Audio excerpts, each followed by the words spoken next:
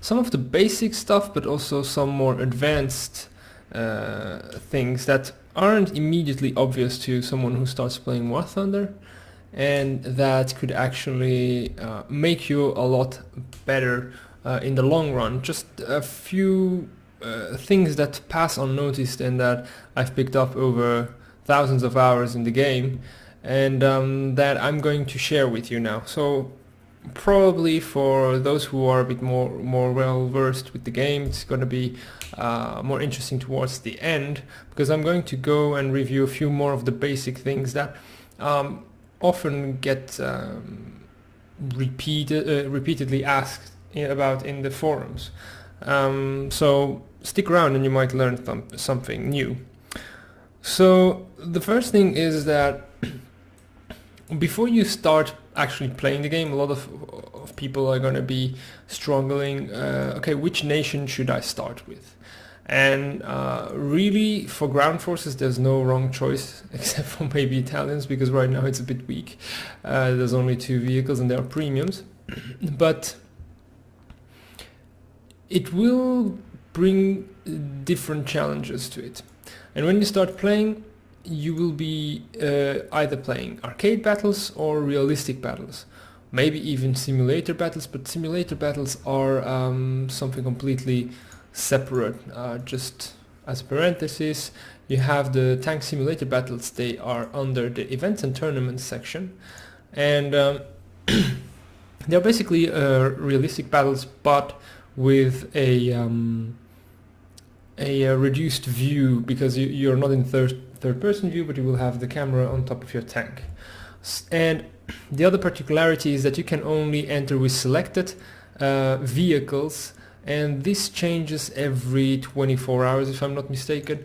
Might be longer than that, but I'm not sure. So you need to have the vehicle to be able to enter. You usually have a high tier and a low tier simulator battles. Well, relatively lowish tier. So there's a problem usually that you either don't have the vehicle, or when you do have a vehicle, it's not the strongest in the lineup, and you will only face with certain nations versus other nations. Sorry about that. Now, the nation I recommend that is very easy to begin with probably might be the Americans. The Americans are very strong early on because they have very fast vehicles, very fast reloading vehicles, but they will become more challenging as you go up. German nation is pretty good all around, but it will be a lot of the same vehicles. As you can see, there's like Panzer 3s, Panzer 3, Panzer 3, and just the different variations they just have cannons changing. But if you like to see different visuals for your vehicles, Germans is not a nation to go with, because you will see a lot of repeat vehicles. Russians are pretty tough early on, but once you reach the T-34, you're gonna have a field day. It's gonna be really nice. British, difficult overall. Maybe not early on, but it gets tougher and tougher. Especially tier 3 is really tough. Maybe not so much in realistic battles, but in arcade battles you're gonna struggle immensely. Japanese, I've heard a lot of people say that they struggle with it. Early on, not easy.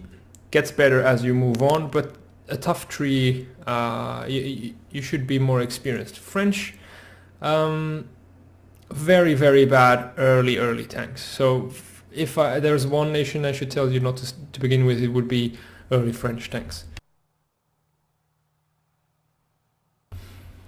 Now, let's move on to the more important parts of it. So once you've chosen what to play, early on, not that capital, but as you will reach tier rank 2 of vehicles, that's maybe when you will start noticing and encountering your first heavy tanks. And what you want to do is analyze whenever you face a tank that you can't beat at, let's say, if you will be at 2.3, you might face a 3.3 higher up. So you might face here the KV1 for the very first time when you have a 2.7 and you don't know how to beat it. but you recognize, okay, it's the KV-1 that killed me, KV-1 L11.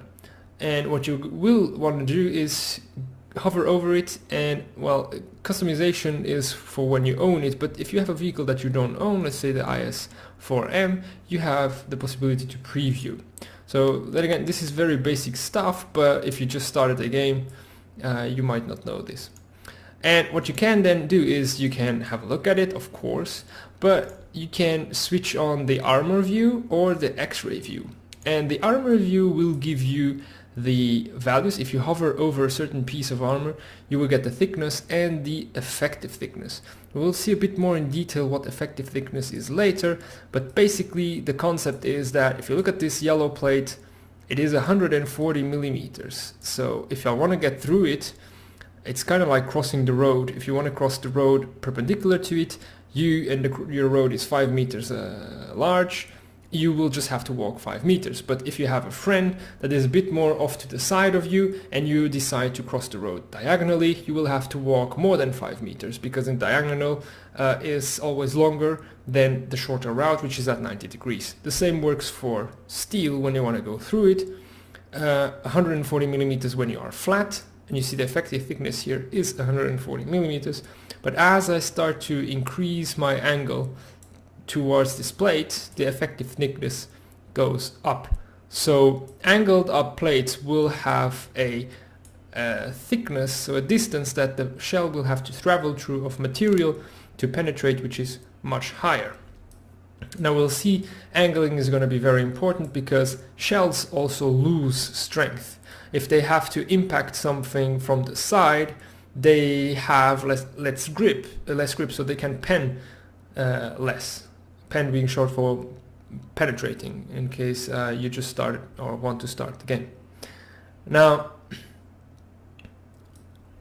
angling will have a double effect, not just in one direction, but if I'm angling, as you can see, also more from the side, I have an effective thickness that is over 500 millimeters right now, because from this area I have two angles. I'm reaching through this plate from the side. It's almost like I want to cut through it through the entire side of the plate. So the thickness is not what matters, but it is its width.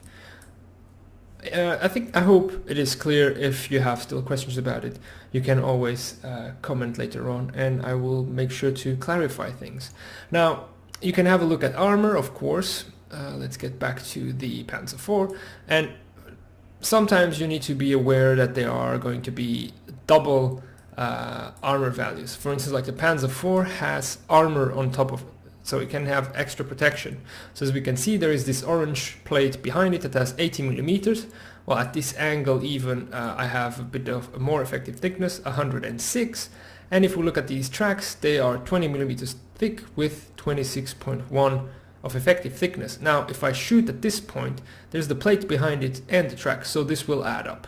We'll have 100 of thickness, but a total of almost 130, even a bit more than 132.3 of effective thickness. So those things sometimes need to be taken into account. It might be very confusing, especially when you're looking at something like the American Jumbo. This vehicle has, you look at this, oh, it's pretty weak, only 38 millimeters of thickness on the upper front plate, but then you hover over this section and you see that there's a second plate right underneath of 63. So if that thing is angled, so if you're facing it from the front, you will have 38 plus, because the plate is kind of at an angle, it's not flat in the front. You will have effective of 53, but effective of 91 because of the second plate behind it. So 140 about only through the two plates. And then if you face it from the side, you can see it will quickly go up to very, very strong, very high values. Now, this is one thing. So checking the enemy, what kind of armor it has, but it's not enough to see where the strongest armor is and hence where the weakest one is, because you will want to shoot at the weakest parts and the least angled parts, but you want to also be sure that what's behind is something that you can hit. So early on tanks are small, it doesn't really matter, but as you go higher up you will see that, for instance, this is a very heavy big tank. You have crew members around here, you have crew members in the front, and the X-ray helps you to know where is the engine located. Generally the engine is going to be at the back, transmission might be at the back, or it might be at the front. Ammunition's placement is where you really want to focus in the later stages of the game, because early on the shells are not really that strong that they can make the ammo explode, at least not that reliably. So what you want to go for is the gunner. So you will hover over the different people until you find the gunner. Why do you want to go for the gunner? Because if you manage to take out the gunner, there is approximately 10 seconds, sometimes less, of time where you can reload and the enemy can't shoot at you. So you can then go for the gunner, maybe go for the driver so he can't move, and surgically kind of take out the enemy. Now, a very nice thing to take out if you can't penetrate the enemy is to take out the gun, because if the gun has been taken out, the same, at least in RB, the enemy can't shoot at you. In arcade, the same.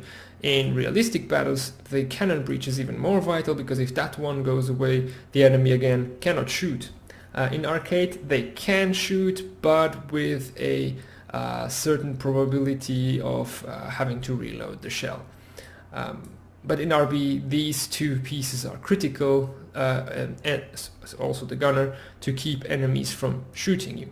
Ammunition, though, knowing where it is, for instance, if I would be facing this tank, I can have a look at armor. If I see him from the side, 76mm here, 196 on the turret, definitely weaker armor here, and then with the X-ray I can see the ammunition is stored here. So this is what I will be aiming for, rather than going for the crew. Even if I would have a shell that would be able to penetrate the crew, I would go for the ammunition. Especially later game, this is more important and more critical. Right, so you get to basically peruse any tank you want, even the higher ups, the ones that are still read out. You can just preview, have a look at them, see what their armor is. In the very higher tanks, you will even be able to see in X-ray the values of armor for composite armor, because that will not show in the regular armor vision, because otherwise the Abrams would be very weak with 31mm of thickness on his turret, but behind it you have composite armor that can absorb 400 kinetic energy and 650 chemical energy. Right, this should be everything for the perusing of the enemies in the hangar. Now, another way to know the weaknesses of certain vehicles is by playing them yourselves. So although you might start out with one nation at first, I recommend you to fan out and to play every nation eventually. The earlier the better, because you will be able to see the strengths and the weaknesses of other things. Because when you start dying in a certain tank that you have trouble facing, that will give you an extra information. You will analyze, okay, oh, I got shot through there, so that is maybe somewhere that I can actually shoot people from towards as well. Now, armor we've got covered. Next thing is shells. So a lot of times you don't know which one is the best shell to take, and it's tough to know. If you look at, for instance, the Panzer IV, it has 1, 2, 3, 4, 5 different shell types, and each of them has their specific advantages and disadvantages. Now, for the pictograph, it usually always refers to that type of shell, and then the penetration values might differ, so this is what you want to then read in the tooltip. As you can see, armor penetration with a certain distance, angle of attack, so 10 meters, 100 meters, 500, 1000, and so forth for 0 degree angle of attack, which means at a flat angle, then 30 degrees, so if you start moving it 30 degree away from the flat angle, and 60 degree, and so forth. So these are important values, more or less. What you need to know is that 10 meters 0 degree kind of shows you the strength of the shell, so you can compare. That's the value that you will look to compare two shells with. If you look at this one, 80 millimeters, 177, and maybe let's have a look at the Panzer Grenade 39, has 136, 10 meters 0 degrees. The Panzer Grenade 40 has 177. So the first instinct would be to say this is a better shell than this one is. Problem is that this shell has some extra information that the other don't has. You can have a look: projectile mass, muzzle velocity, explosive type. So there is an explosive mass and a TAT equivalent. So there is explosive in this one, and if you look at the Panzer Grenade 40, that information is missing, so there's no explosive filler. Explosive filler will mean that the shell will still detonate after it has penetrated the tank, so it's like you have a grenade, enters the tank and explodes. For the other ones, it's just like a dart that penetrates the walls of the tank and does a little bit of shrapnel but just flies straight and doesn't explode afterwards. So that is something that you have to keep in mind. But then you also have the angle of attack with 0% of chance of ricochet. It is 48 degrees. So after 48 degrees of an angle with this shell, you will start having a chance of bouncing. With this one, it's 66, which means that where after 50 degrees you have a certain chance of a ricochet with this shell, this one will still pen reliably. So this one is has less chance of ricocheting, but it doesn't explode after it enters the tank. So those are things to keep in mind. And another one is look at the value for 10 meters 60 degrees of attack. So we know at 60 degrees it doesn't ricochet, but it will only pen 41 millimeters. This one at 60 degrees might ricochet, but it will pen 60 millimeters. So some shells are better only in the flat situation, while they are really bad at an angle. And this is typically the case of the APCR shell, which we are currently looking at. Now, so we have here the smoke shell. Just get it out of the way. It's not something meant to pen or to destroy enemy tanks. It's just for tactical purposes. Get some smoke, get some visual cover, and move to a spot or help your allies. You have the high explosive shells. They are very rarely used to kill tanks, just on some very high caliber guns, so where the gun diameter is very, very thick, and only in the lower tiers, because these were shells that historically existed to take down infantry. So as you can see, the penetration is always 10 millimeters, because it's not going to be the impact of the shell that will cause a penetration, but rather more the explosion of the shell, because you have over half a kilogram of TNT in the shell that makes it explode and sends shrapnel everywhere. So that shrapnel will have a potential of penetrating of 10 millimeters. So that's why the distance doesn't matter, because even if the shell is arriving at the target with less speed because it has been fired from further away, it will still explode and still have those 10 millimeters of penetration, and in every direction, so it really doesn't matter which angle you have. The APCR shell, we've seen already, is very strong, very rigid, hard material, doesn't deflect easily, doesn't ricochet easily, but when it impacts at an angle, it loses a lot of its penetrating force, because it's very pointy shell. So the point is where you will have the most penetrating force, and for that you need to impact it at 90 degrees. If you come at an angle, you basically have an almost useless round. Then you have the heat shell.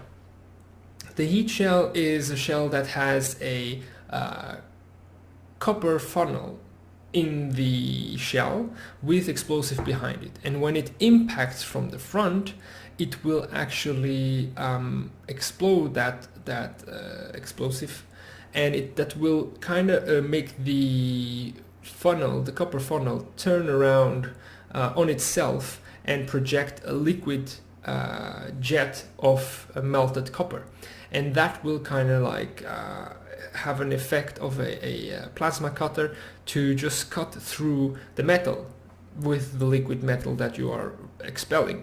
So the distance, as you can see on this shell, doesn't matter, because again the shell can come with lower velocity, but then you will have the explosion that will propel that liquid jet of molten metal through the armor of a tank. So these shells are very good for sniping, but they are still a bit affected by the angle, because if the jet comes slightly at an angle, of course it will penetrate less.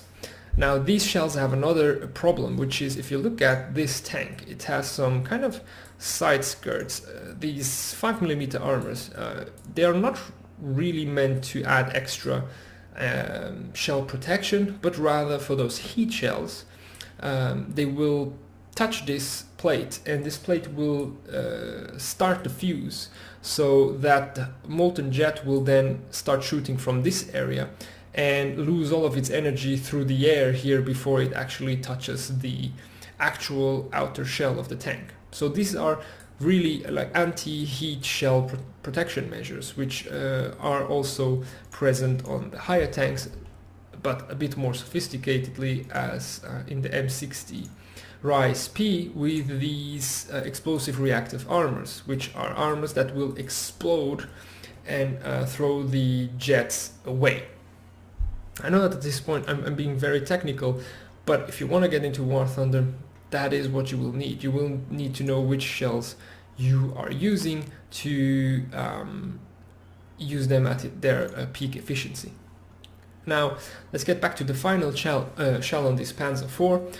Still not the last shell in the game, not by far, but this shell is basically one that will penetrate just through its kinetic energy. So as you can see, the further we go from the target, the less we will be able to penetrate, but with the advantage of having explosive mass, so that once it has penetrated, it will explode still in the tank. It's very powerful.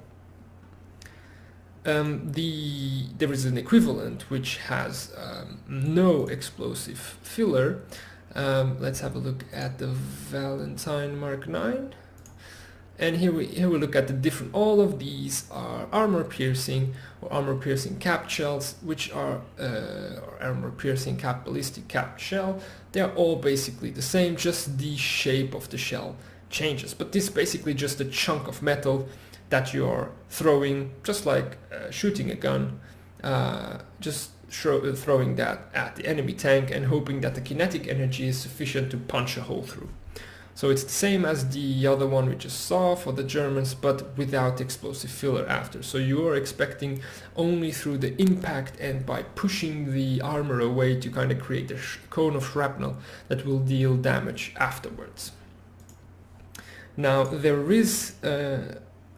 are other types of shells. If we have a look at the Leopard A1A1, I do not have it unlocked yet, but this is one of the shells, is the armor piercing discarding sabot shell. So it is a shell that is kind of like the armor piercing one that we just saw, but it is of a smaller diameter and a very hard material, and outside of it you have kind of a shoe that will take the brunt of the force from the propellant when it's being shot out of the gun, and then that shoe kind of falls off and the small rod keeps on going forward. So because it's smaller, it's lighter, it can go faster and bring more kinetic energy with it, and usually these shells tend to pen a lot, but they do very little damage after they pen. It's really like shooting with a needle. Sometimes you get to go through a tank and not hit anything because they are so thin projectiles. The other shell you can find is the HESH shell, high explosive squash head shell. So what it does is the head of this shell is made out of a plastic explosive that will flatten itself on the armor plate when you shoot at it, and then that plastic will detonate, creating a shock wave that will create fragments of metal coming off of the armor. So the armor never actually gets penetrated, but the armor integrity gets destroyed, and that flies into the tank, creating damage. So as you can see, the distance again here doesn't matter, because it's not the energy of the shell that actually creates the damage. But there's a slight effect with angle. If you are at too much of an angle, then you don't manage to spread out that explosive plastic as well. Now then we have the heat FS, so it's the same as the heat we've seen, but because there's a fin at the end, it has a flatter trajectory, so it will be easier to aim at long ranges, but it works exactly the same as the regular heat shell we've seen before. And then finally we have the armor piercing fin stabilized discarding sabot shot, so it's the same as the sabot shot, but with a much more thinner, much more denser material made arrow, and this will have again the same kind of an arrow type of penetration, creating that same type of spalling damage, but actually perforating the enemy's armor. And these are more or less all of the shells that we will find for regular tanks. If we look at anti-air, we have different types of shells, and they all will vary. And for AA, the shells are more belt based, so you have a clip of X amount of ammo. If you look at this, the image will tell you how many. So for the default you have 4 shells, and then you have the first line of text will let you know which shells there are. So we have 30mm cannon shell rack filled with API/HEIT shells. So the API shells, that's the line right after, is told armor piercing incendiary shells. And the HEIT shells, well, they are high explosive incendiary tracer shells.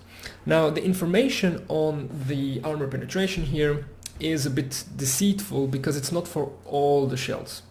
It's for the strongest shell that it will be displayed. So if you have a look at here, we see 60mm, and there's no real knowledge telling you which one is the stronger shell, but be advised, I can tell you now, armor piercing is a stronger shell, because of course it's to penetrate and to be armor piercing, while the high explosive shells are usually anti-aircraft shells. They are very weak, usually penetrate maybe 4, maximum 10mm, but they have an explosive filler. The armor piercing usually don't.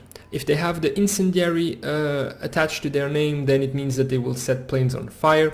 For tanks, that is irrelevant. Right, so, and you can have a look at the different types of them. The same is valid for planes. That will be what you will be having a look at if you are using planes as well. Let's have a quick look. So we have here stealth ammo. Well, the stealth ammo is different from the other because it actually has no tracer in it. So you don't see where your shells are flying. So in RB you need to know very well where your shells fly when you're shooting, because you won't have any visual cue. Tracers are very good to be used in night battles, because they will add a certain amount of light to each bullet, so you can see where it's flying. And the universal usually has like every fourth bullet, which is a tracer bullet, so you can have a certain sense of where your bullets are flying. The defaults contain ball bullets, and the ball bullets are basically very weak training bullets, so that they are just filler bullets that don't really do that much damage. So as soon as you can get rid of default, and any belt that has ball, get rid of it. In very rare instances you have for turrets, the default belt is better than what you can get afterwards. My advice is learn to fly, get the stealth belts, because people just don't see your shells coming, and you can mow them down before they know what has happened. If you're not comfortable enough with that, then air targets or anything that has high explosive shells or incendiary shells is going to be the best, because you want to set your enemy on fire the moment you can.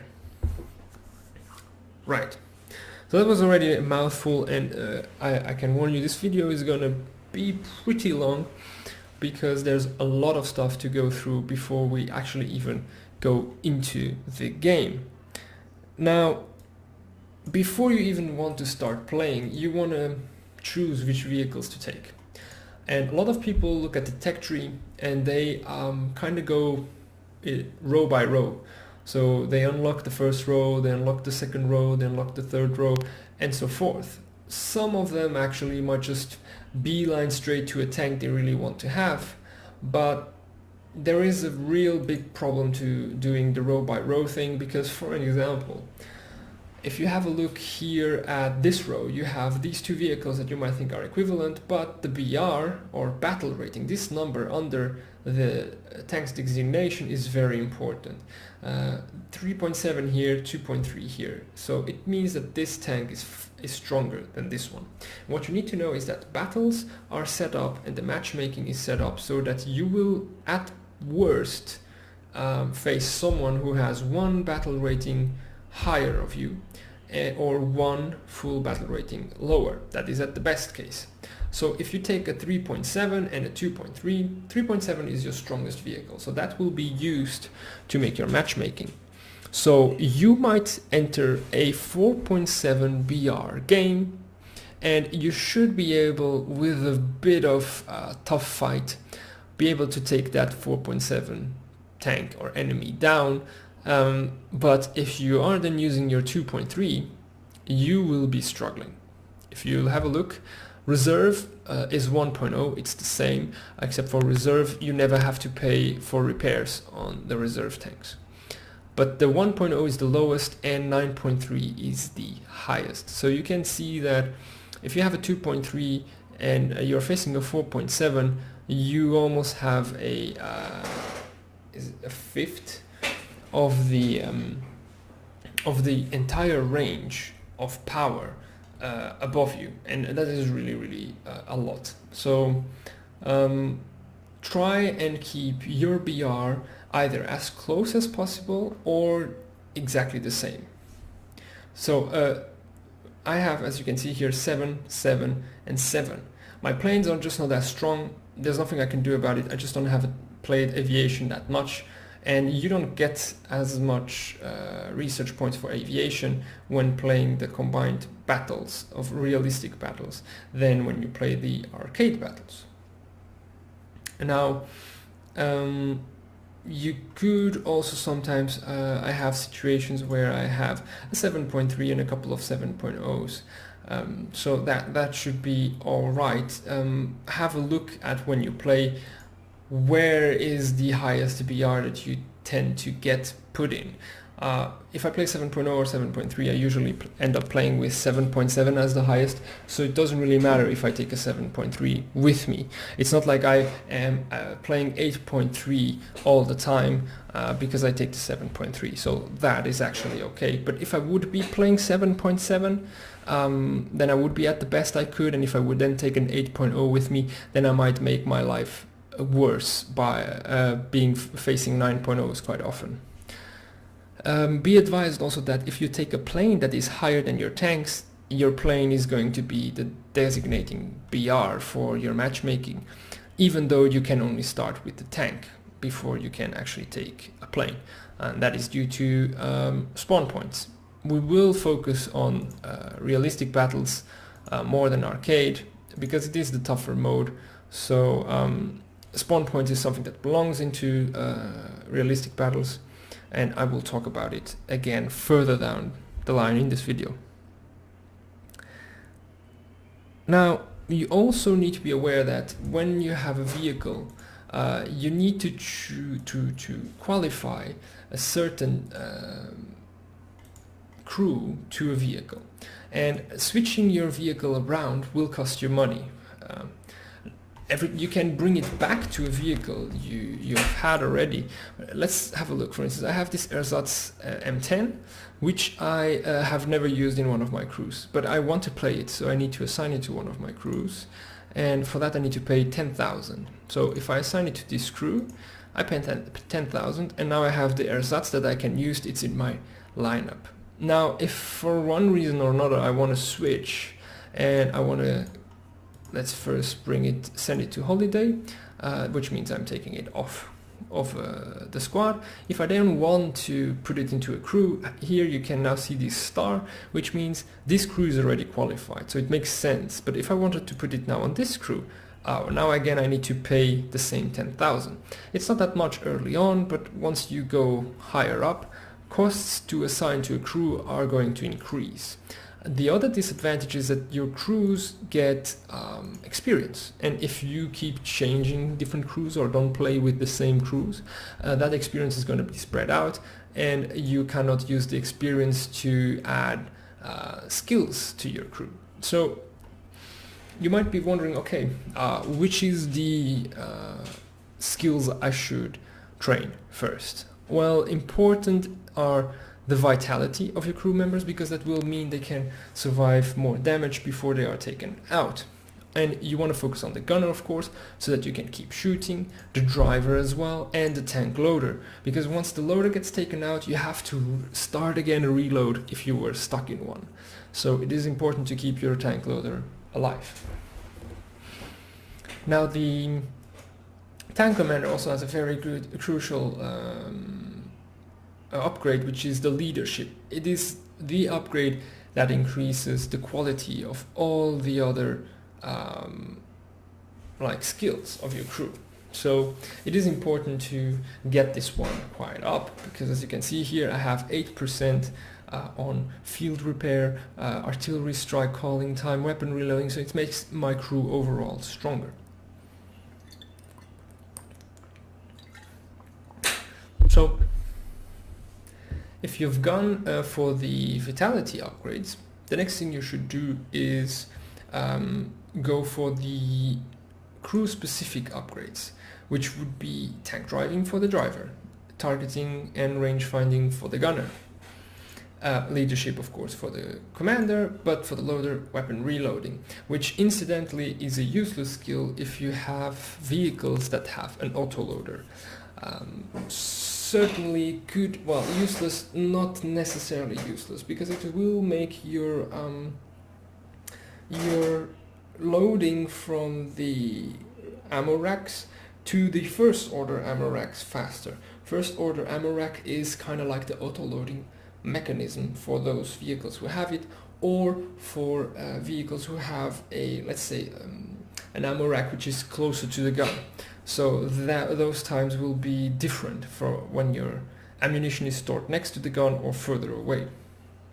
For the radio operator gunner, you have the radio communication, which is really only important in arcade, and the artillery strike calling time, artillery targeting accuracy, only really good for vehicles who can throw artillery. So be mindful of that. So this is also important to specialize your crews. Have a crew who only takes mediums, because mediums will have artillery calling time, or have a crew that only takes anti-air, because you might want to focus on targeting and not so much about driving, because you're going to be more static with anti-airs. So those kind of things.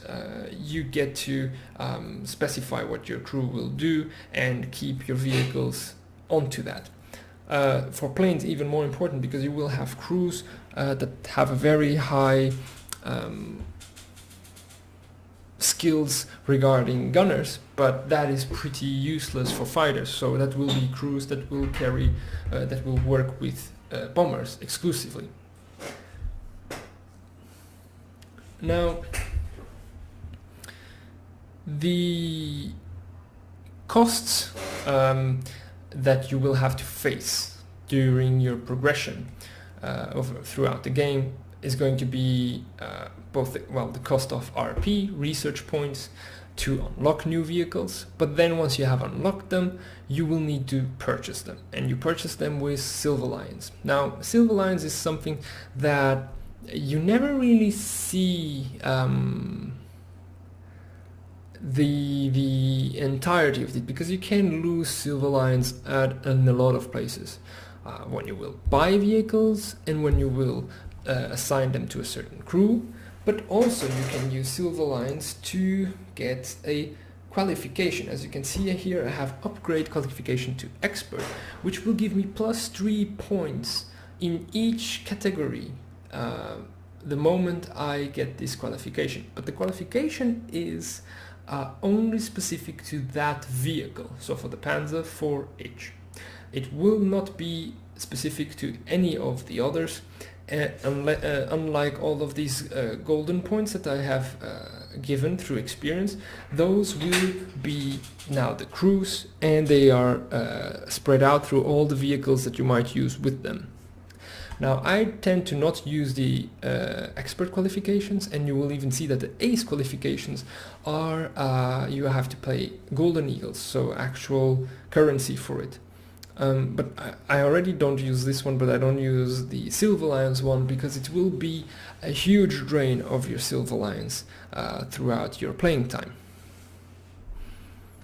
So you can, of course, if there's a vehicle that you play all the time, you might want to use these upgrades. But I have used upgrades up until they started costing 22,000, and then I stopped because they will maybe make you better or your life slightly easier in that tank, but it's not worth it reaching a higher tier and then running out of Silver Lions. As you can see, I'm fairly sure I might have spent more than those 27 millions if I would have gotten a crew qualification for each of my vehicles, and including planes.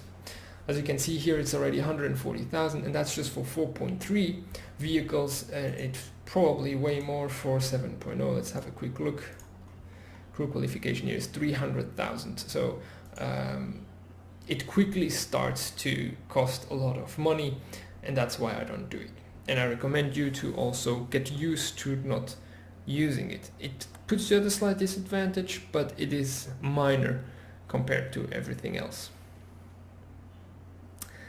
Now, upgrades and their priority. So when you're starting to play, you will wonder, what should I research first? When I have this tank, I see all of these upgrades, what should I go first? Well, there's no clear answer as to which one to go first, but the very good first option is always parts, because with parts you will be able to repair yourself on the field.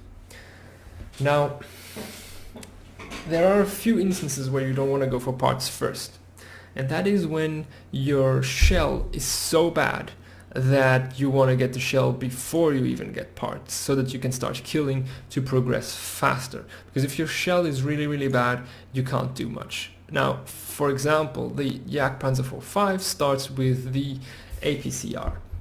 It isn't a bad shell at all. As you can see, it has 270 millimeters of penetration, but that shell loses a lot over distance, and especially over an angle. And at 7.0 you have a lot of stuff that has a lot of armor, and people angle their vehicles pretty much reliably. So you will face a lot of trouble when trying to pen enemies, because they will not be facing you flat, and hence it maybe is one of those instances where going for the HESH shell first, where you will have maybe less penetration overall, but more guaranteed penetration in the long run. That might be actually the better choice. So I went for the HESH shell and then for parts. And then once you get half of one tier's upgrades, you get to unlock the next tier's upgrade. So then it is always good to go for fire prevention equipment, except in the situation where you have a vehicle that is so weak that one shot takes it out. So that it's a vehicle that never catches fire, but that dies instantly. For instance, you have the Ontos.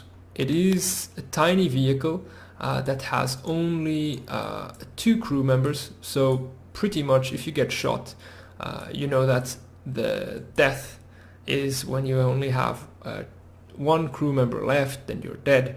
So you start with 2, so if you lose 1, you're basically out of business. And since you have only 13 millimeters of armor all around everywhere, this is one of those vehicles where I think it might have even been one of the last modifications for me to get, because I never saw the point of having it. Everything else was more interesting. Now, right, so the order I would recommend is parts or shells if they are better, and then fire prevention equipment, and then you basically look and go for what you think has been hampering your vehicle a lot. So if your vehicle is very heavy and sluggish, you want to go for tracks, because that will, although it doesn't really say it as such, it will increase your traverse speed when you have better tracks.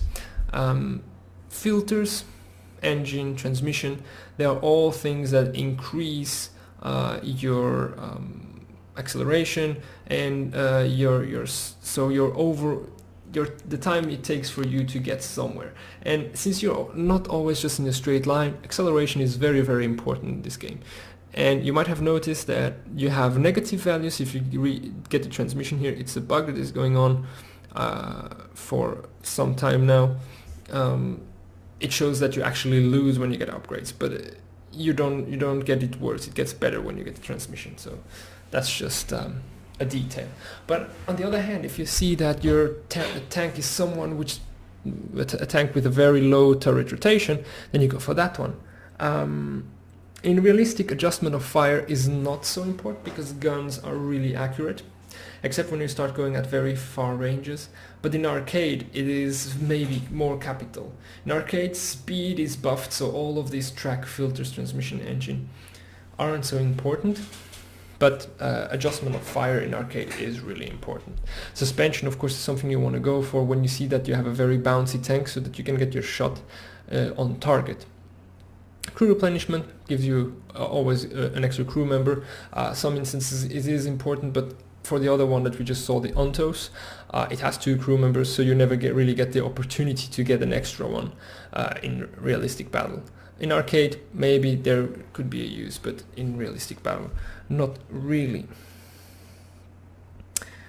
Now, we will go into a special user mission with the Panzer for F2 to just have a quick look at the shells. So this might be a long loading up, because there's a lot of vehicles in this custom mission, but it will give us some sense of what I was talking before about angling and about the different types of shells and what they can and cannot do. What also needs to be considered with shells is the interaction with environment. So for instance, armor piercing, sabot shell, APCR, all those hard metal shells, they tend to go through trees, fences and everything else, and they have no explosive filler, so they just don't lose any penetration there, and they go through it like nothing. So we will just take the second shell, which is APCR. Just before we start, there's another very important hint. Oh, sorry about those, the jets were like flying over. Right, so if you want to see the arrow when you're playing, there's the key for that. And let's have a look. It is under...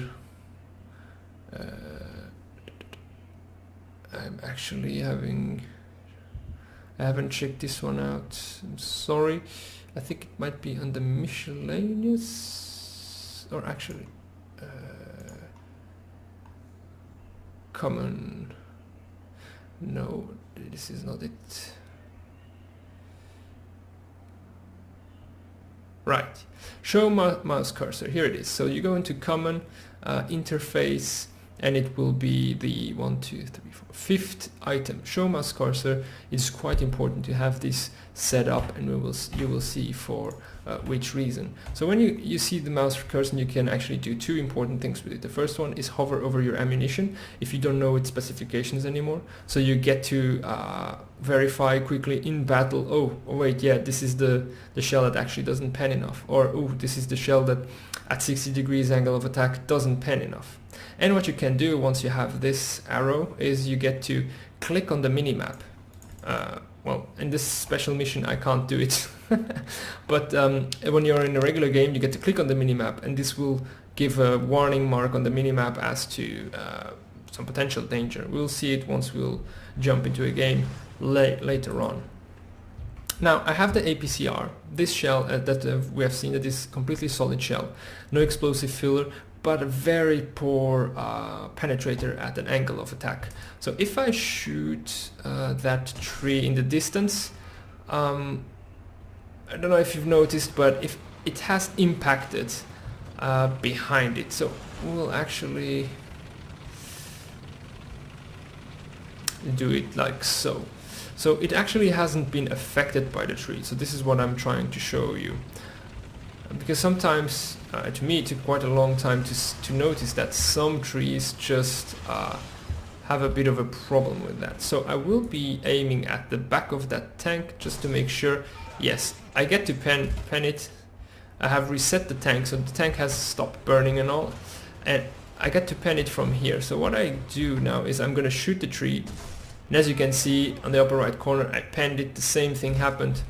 No questions asked. Now, if I take this one, the third shell, the heat shell, it has less penetration, but we will go for the Vickers there. So if I throw it, okay, it showed me the left vehicle. Don't know if it pens or not. Let's have a look. It's got the turret. Yes. Oh, well, it's actually set the vehicle on fire. Can I pen this one? Yes, here. Okay, so I can pen the chieftain. So I'm gonna reset it. And if you have a look at it now, if I have the tree in front, I shoot at the tree, and what happened?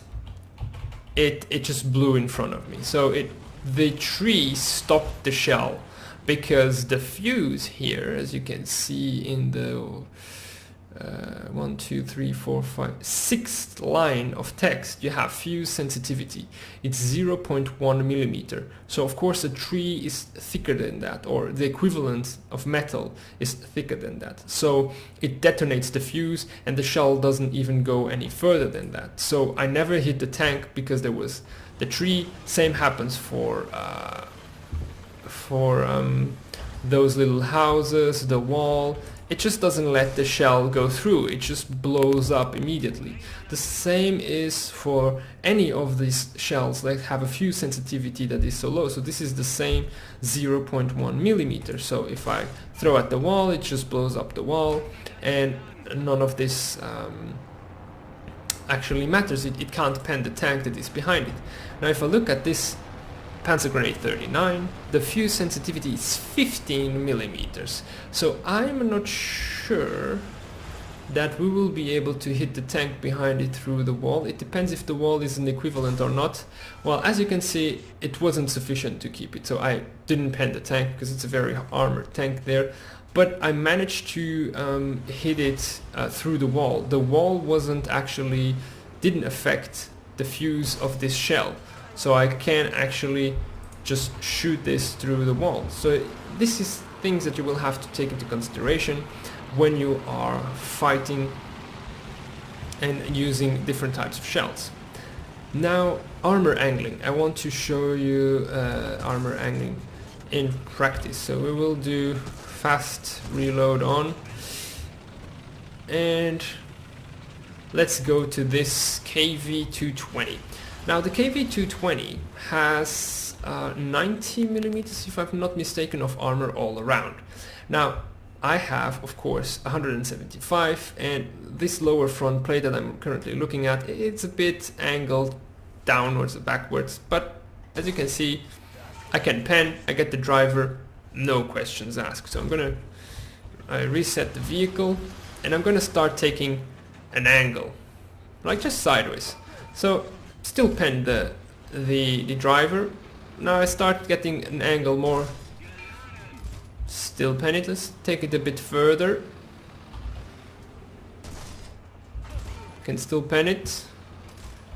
Now I'm going further back, so it's having. You can see it's more and more showing its side to me, and at this point I can't pen anymore. So I have probably a 45-degree angle now at this point, and as you can see, between 30 and 60 degrees, the drop is just colossal in penetration values. So I can't pen. Even it doesn't matter how many shells I throw. I can even shoot at the side. You might think, oh, the side is weaker, but nothing goes through. Let's try the turret. There I could pen, but very barely, because that is a part that is a bit flatter towards me. Here I could pen, and that's not enough at that angle. Now we could also try and go for a bounce. No, this is a non-penetration. But this is a shell that doesn't bounce easily, so I change now for the other one. This one ricocheted very easily. This is not an angle too much to ricochet, and but you can test your shells this way out, or on certain vehicles that are really strong that you struggle to kill. A lot of them are represented here, so you can learn how to take them out. Now this is a mission that you have to download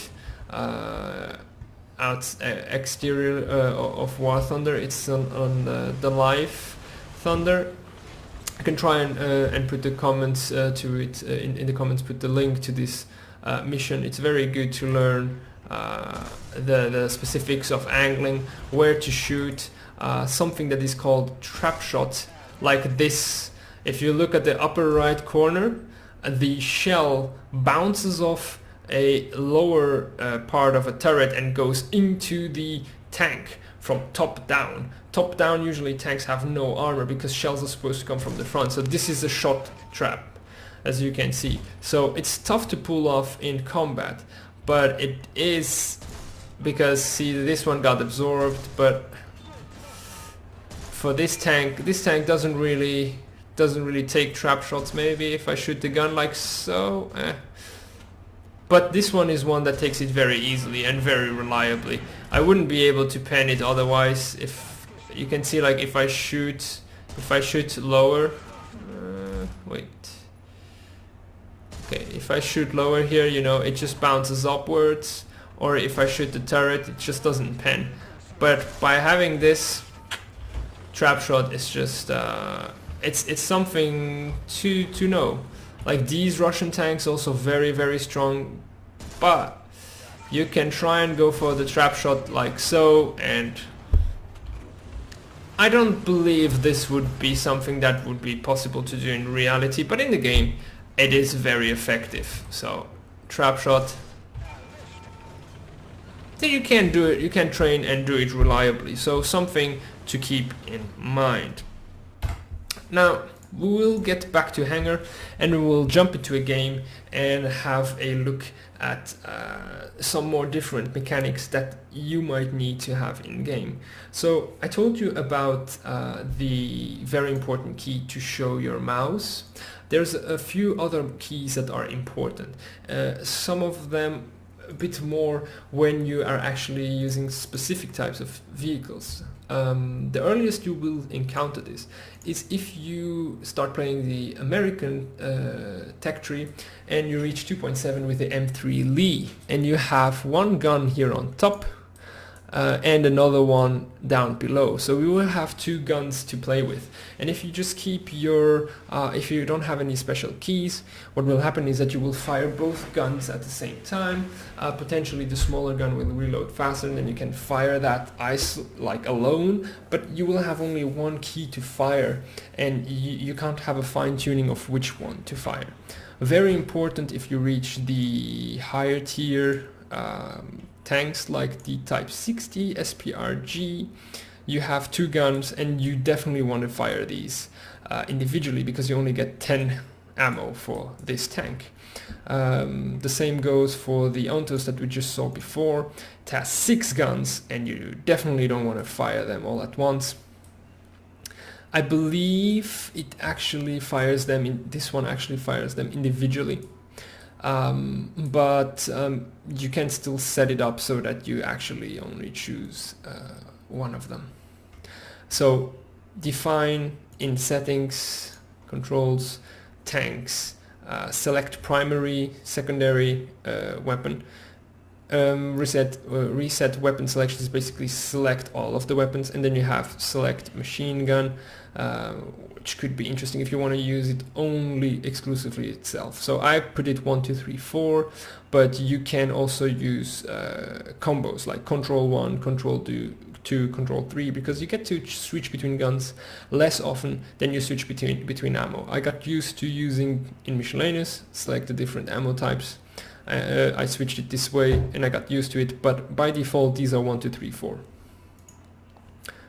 Right, what would be the other things that you might need to know? Of course you need to have a binocular setup. So let's go once more to controls. I believe it is in, yes, camera control, binoculars. Set a key up for that. I put Z, choose what you want, but binoculars are going to be really important, especially in realistic battles. So we're going to use the French, because it will allow me to show you one extra thing, which is the ammo rack, first order ammo rack, and how ammunition loads from one place to the other. And then I will give you some extra tips that are very important in game. So I cannot stress enough how important it is to have a look at your minimap. If you don't look at your minimap at least once each 5 seconds, you're doing something wrong. So we are in RB right now. You start with 450 spawn points, which you can check on the upper right corner. As you can see, it's never enough to take out a plane. If you take a plane without ammo load, it's cheaper than if you put an ammo load on it. And you get to choose between the both of them. So they are both medium tanks, but as you can see, one is a lower BR. This is why it is 40 spawn points cheaper. Now you get spawn points by killing stuff, spotting stuff, and so forth. So what I will do now is I will actually just fire a shell. As you can see, regular red circle going green is just the standard reload.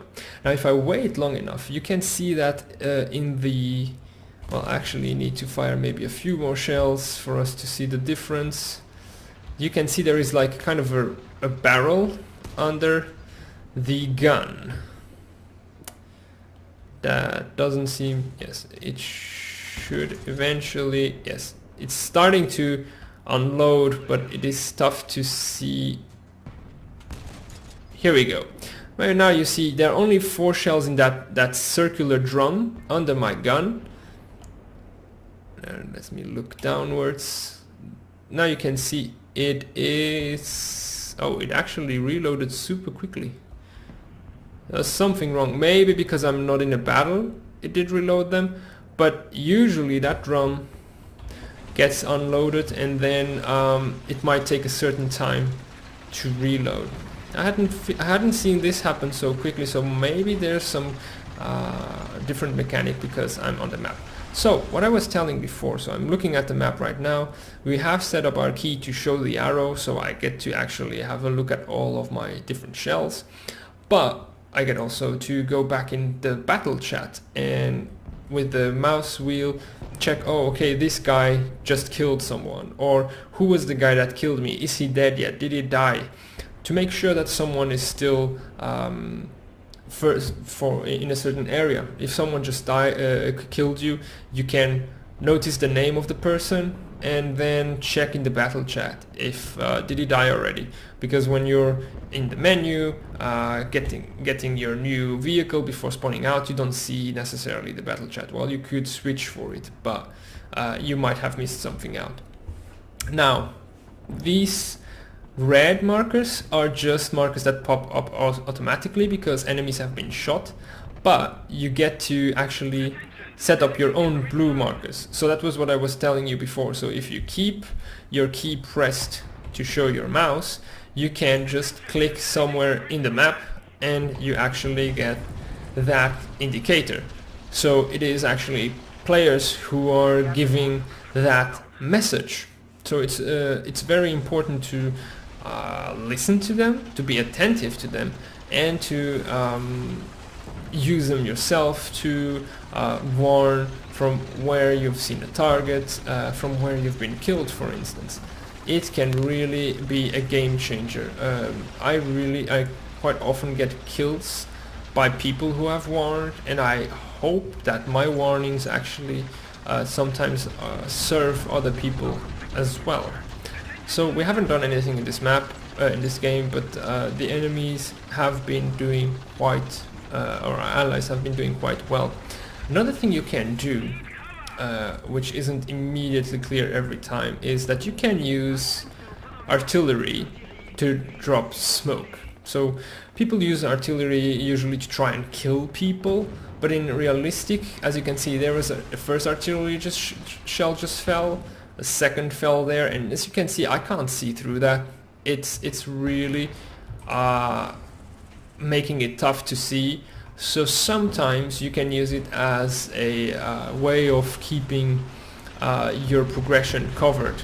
As you can see, this smoke screen was pretty effective.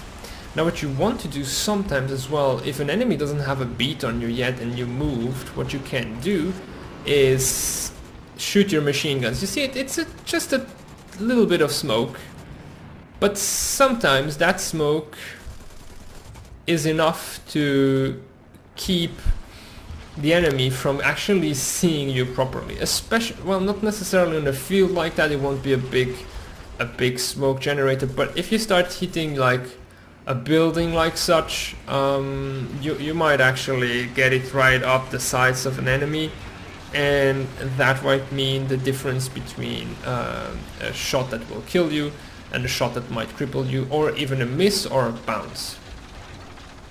So remember, I forgot to tell you, well, I told you at the very beginning of the video, have a look at the enemy's armor. But I forgot to tell you, have a look at your own armor. Know where your strongest armor is, know how you want to face the enemy.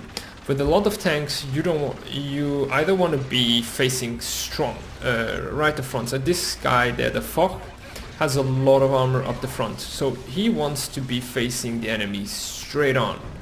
I, for once, have quite good armor on the front on my tank, but just not so good on the side. But if I'm just facing the enemy here, and if I'm like so, I'm more flat than if I'm like so. It's just a tad of angling, but it's enough to add a few tenths of millimeters more to my defense. Might not change a lot, but it might change something. So stuff to pay attention to. So we didn't get enough points to get out in the plane, because in RB, that's the particularity of RB, you have enemy planes. So one of them is coming for us and trying to bomb us, or not. Well, it was a jet fighter really fast. I was trying to shoot him down. That has completely missed, but it was worth a try. So other than that, what happens when you die, you get to respawn in a plane, and you get to do just what they are doing. Flying around, shooting at tanks, and even going to the airfield, which is out of the map that you can't see right now, or that I can't see right now. I just veered off the right time. They're just doing passes now. And if I have to give you one more advice on the road, is engine noise. So right now it's being very loud, everyone's shooting. But the engine noise can actually reveal a lot about your enemy's position. So crank up those speakers so that you can have a listen, and be aware that you can be heard as well. So sometimes being on the prowl is going to be tough because you have a very loud engine. But as you can hear, if I stop now, well, we can hear the jet engine, which is a good thing. You can use that also as sound cover. Advance when he's passing, now he's going away, and then I stop so that I can't be heard.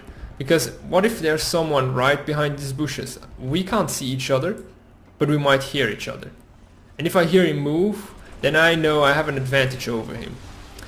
Another tip, like pro tip that I can give you, is that when you're hiding, sometimes it's better to hide in plain sight in a shadow than to hide behind some bush in the sun. Because the best hiding spots in the game are shadows. It's just where people won't see you that much. You don't stand out, because if I have a look like so, I am generating my own shadow in the sun. And this is something that stands out. But if I am in a shadow, a tree's shadow, you will see that actually, if now people start looking at me from this area, I don't stand out as much. I'm just part of a shadow. So keep that in mind when you're playing. Now, it can be useful, but not so much, to use shoutouts. So you have a T key, which is for messages. You can request people to attack a point or so forth. I think that's an ally shooting me. But you get to use these to report on stuff, and sometimes you might want to report that you're reloading, or you want to report that you're repairing. If people are asking you for help or they don't know what you're doing, it actually can be very useful. Returning to base is useful when you're flying. Sometimes you want to let your team know that you're going away. If you expect someone to follow you or to give you cover, that is something that is very good to use once in a while. And a GG at the end is never too bad. I often use also the defend at different points, or the number 1 attack different points. But when you do T, you have 1, 2, 3, 4. Oh, of course, the reply. You can apologize if you bumped into someone. You can thank them, or you can give the affirmative or negative reply to someone's request. And that is basically it, I think. Other than that, it's just about playing the game and enjoying yourself. If you have any further questions about details, about advantages that you could have in the game, or if you have still questions about how things are done, let me know in the comments, and we'll try to reply to it. I know it's a not so standard stream, but I wanted to get this out there, get some of the information, get some of the knowledge out, some things that may not have been known and that aren't clear, especially. And I know it's more directed at beginners, but there might be some gems at the end that might have helped you out. Let me know what was the most useful tip to you, and if it was clear enough, and see you around on the battlefield. This was Lumi. Have fun. Bye.